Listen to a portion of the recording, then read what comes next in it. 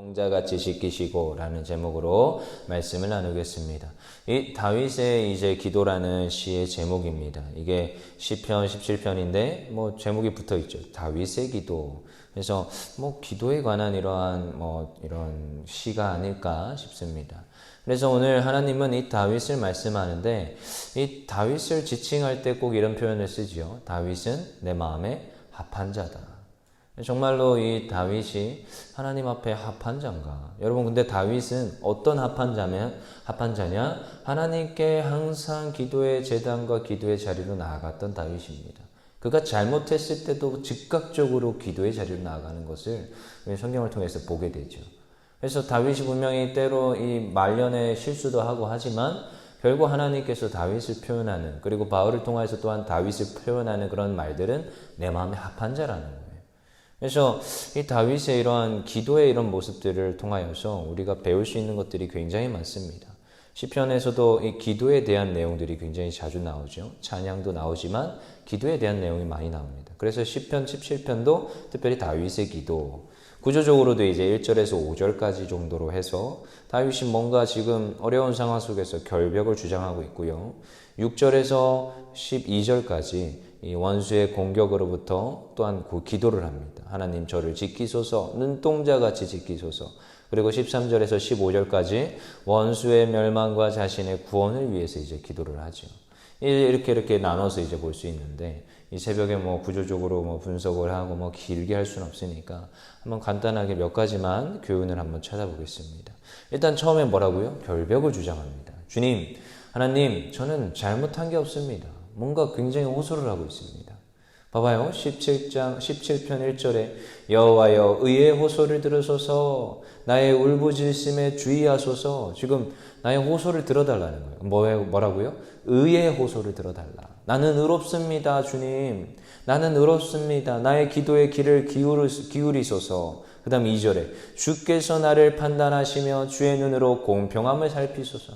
주님 공평하시니 저의 공평함을 하나님께서 주장하여 주옵소서. 그 다음에 3절에 주께서 내 마음을 시험하시고 밤에 내게 오시어 나를 감찰하셨으니 나를 감찰하여 주시옵소서. 그 다음에 흠을 찾지 못하였사오니 내가 결심하고 입으로 범죄하지 아니하이다. 주님, 저는 흠이 없습니다.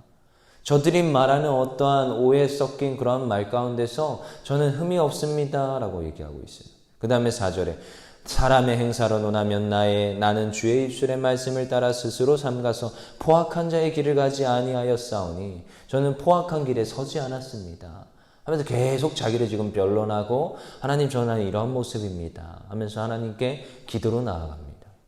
여러분, 우리는 참 이런 걸 보면서도 제가 이게 뭘 배우느냐, 뭔가 지금 주변에서 이러한 소리 가운데서 지금 오해를 사고 다윗으로 하여금 굉장히 핍박하는 그런 말들이 지금 들려오는데, 다윗이 선택한 건 무엇이냐? 기도의 자리로 나아가다는 겁니다. 기도의 자리 나와서 하나님께 조용히 그 깊은 기도의 자리로 나아가는 거예요.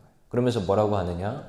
그들의 말이 옳은지 안 옳은지 분명히 자기 마음에 확신이 있어요. 나는 이러한 죄를 짓지 않았다라는 게 있지만 누구 앞에 가져와서 또다시 감찰을 받습니까? 하나님 앞에 와서 감찰을 받습니다. 저도 그럴 때가 있습니다. 주변에서 뭔가 어떤 이야기가 들려올 때 그런 이야기를 놓고 아닌 것 같은데?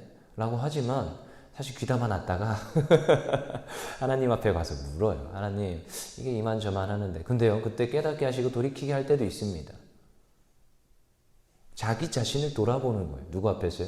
하나님 앞에서. 근데 이 다윗은 하나님 앞에 또 응답을 받는데, 어떤 응답이요? 결백함을 응답을 받습니다. 자기 자신이 이러한 잘못이 없다라는 것을 하나님 앞에 와서 감찰을 다 받고 결백하다는 것을 받습니다. 근데 이건 굉장히 깊은 차원의 기도예요. 그냥 단순하게 그냥 제가 죄를 안 지었습니다 이게 아니라 하나님 앞에서 철저하게 돌아보고 철저하게 죄가 있다면 돌이키는 것입니다. 그런 깊은 기도. 여러분, 특별히 기도할 때 여러분 어떻게 기도합니까? 옛날엔 저도 기도가 방해가 되니까 통성으로 기도 많이 합니다. 통성으로 기도를 하면 일단 내 목소리가 내 귀에 들어오기 때문에 다른 사람의 말이 안 들립니다. 그러면 하나님과의 그 깊은 기도 관계 가운데 나아가는 그런 순간들이 있었어요. 근데요, 그 깊은 기도에는 여러 가지 종류가 있는데 통성 기도 외에도 침묵으로 기도할 때 하나님 주시는 그 놀라운 축복이 또 있어요. 그거 아시지요? 말보다 뭐가 빠르다? 생각이 빠릅니다. 네, 훨씬 더.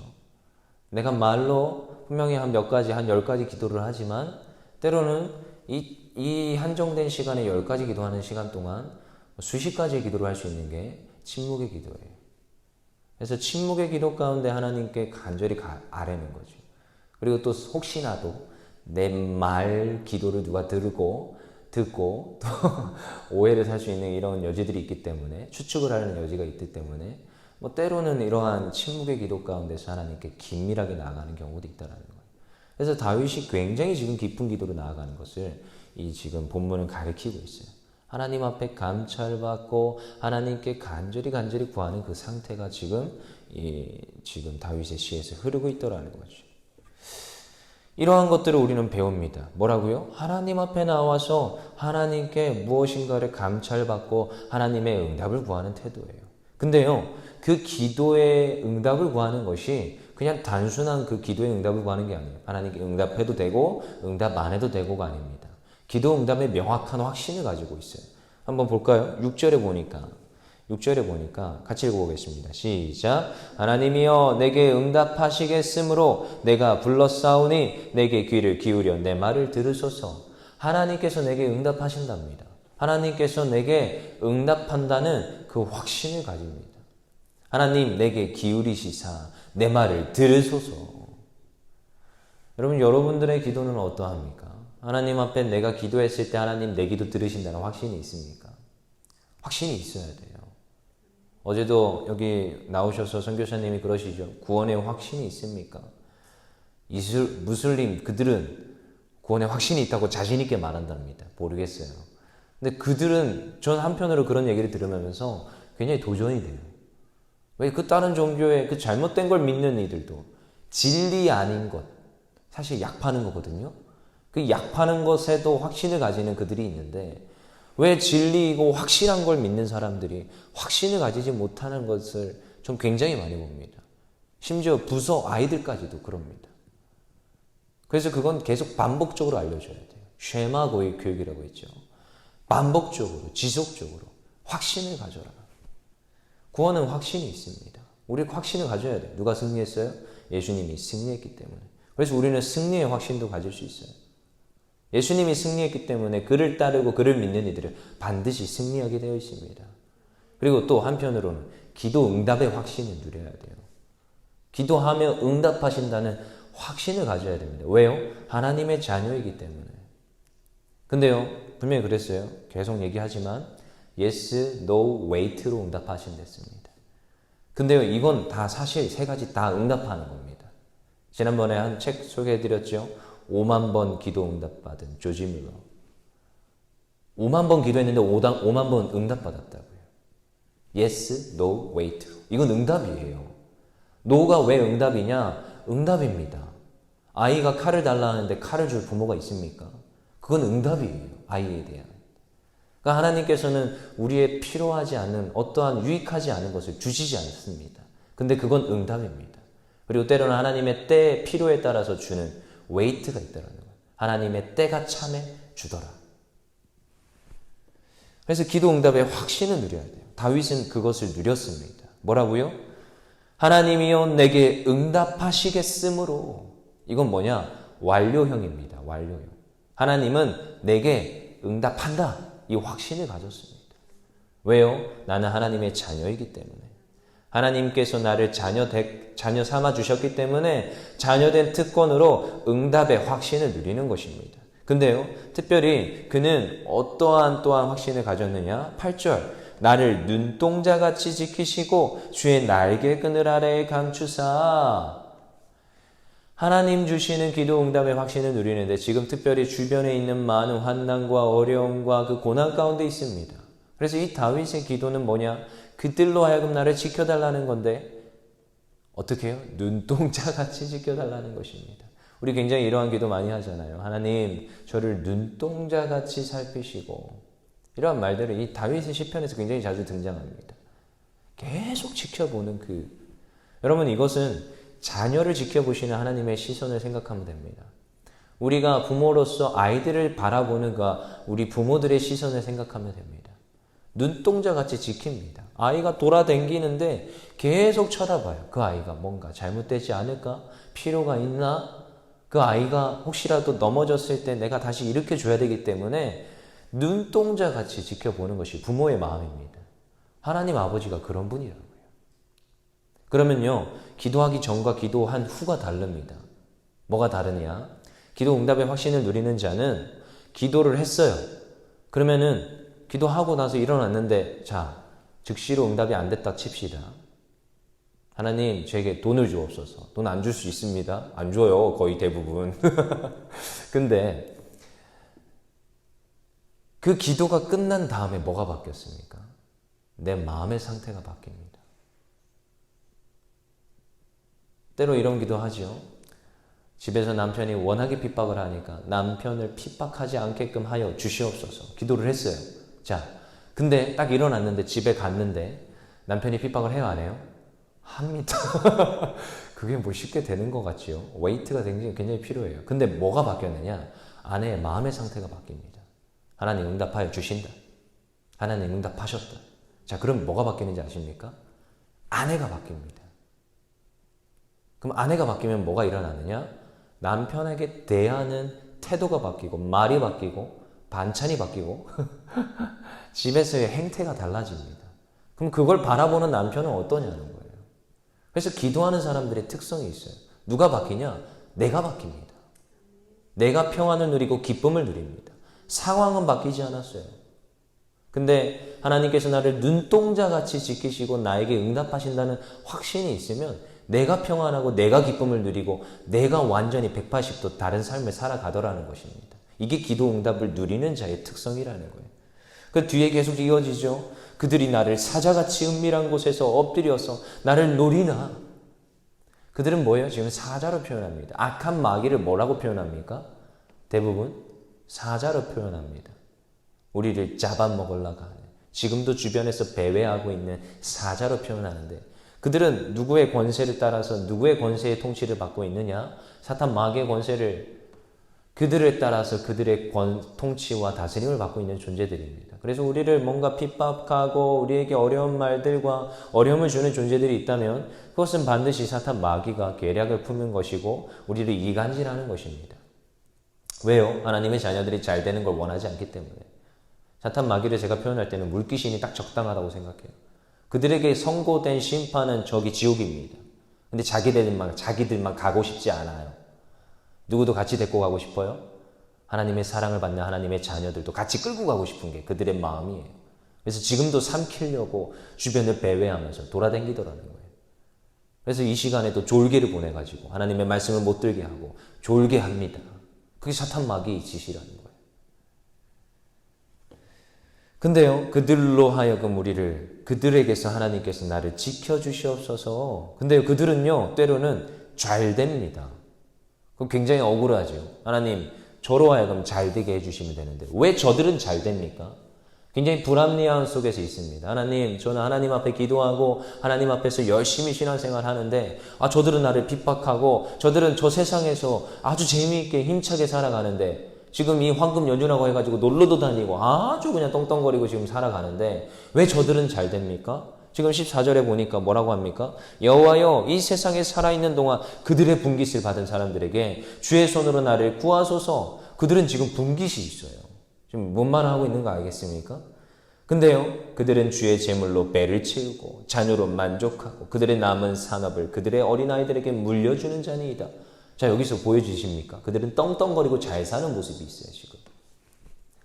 그들이 나를 지금 분명히 핍박하고 나를 괴롭혔는데 그들은 잘 살아요. 그들의 분깃을 자녀들에게 물려주고 그들에게 너무나도 부와 행복을 주는데 하나님, 어찌하여서 이렇습니까? 근데요, 그 다음 구절이 나옵니다. 그것이 만족이 아니라 무엇이 만족이다? 15절에 나는 의로운 중에, 같이 읽어보겠습니다. 시작. 나는 의로운 중에 주의 얼굴을 배우리니 깰 때에 주의 형상으로 만족하리이다. 나는 그 재물로 만족하는 것이 아니라 의로운 중에 주의 얼굴을 배움으로 만족한답니다. 근데 특별히 깰 때에는 부활을 나타내는 거예요. 다윗의 시에는 굉장히 부활이라는 의미가 굉장히 담겨 있습니다. 메시아시 16편에서도 봤죠. 이게 메시아시라고. 17편에서도 그걸 함축적으로 표현하는데 내가 부활의 때에 주의 얼굴을 배움으로 만족하겠습니다를 말하고 있습니다. 그래서 이 생에서의 행복이 아니라 내 생에서의 행복에 대해서 말하고 있습니다. 물론 하나님을 따르는 자들은 이 생에서에서도 축복을 누려야 됩니다. 할렐루야. 이 생에서 더 잘 돼야 되는 것이고 육신이 건강해야 되는 것이고 이왕이면 높은 자리, 이왕이면 하나님 주시는 많은 재물 가운데 있는 것이 더 좋습니다. 왜요? 그래야 하나님의 많은 일들을 더 감당하면서 기쁨을 누릴 수 있기 때문에.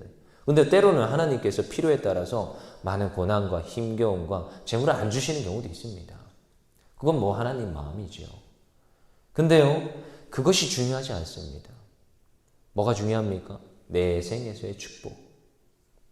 여러분 뭐라고 얘기하느냐? 이 재물에 대한 이야기를 예수님도 한 가지 이야기를 통해서 말하고 있어요. 제가 공부한 대신교단에서는 이건 실제하는 이야기다라고 이제 굉장히 뭐 근본주의적 입장 가운데서 막 이렇게 얘기하는 교수님도 제가 만나봤는데 뭐 여기서는 비유라고 설명을 합니다. 예수님이 비유로 설명하시되 하면서 부자와 나사로 이야기가 나옵니다. 또 거기서 나사로가 나오죠. 근데요, 이 부자도 죽었고 나사로도 죽었습니다. 근데 그 결과가 다르죠. 부자는 어디 갔어요? 지옥 갔어요. 나사로는 천국 갔어요. 그래서 아브라함 품에 안겨있는 지금 나사로. 그래서 부자가 바라보니까 아브라함이 있네요. 그래서 부자가 저 목마릅니다. 물 좀 주시옵소서 하면서 막 그러잖아요. 그래서 아브라함이 부자한테 하는 얘기가 가관입니다. 뭐라고 합니까? 누가복음 16장 25절에 아브라함이 이르되 너는 살았을 때 좋은 것을 받았고 나사로는 고난을 받았으니 이것을 기억하라. 이제 그는 여기서 위로를 받고 너는 괴로움을 받으리라.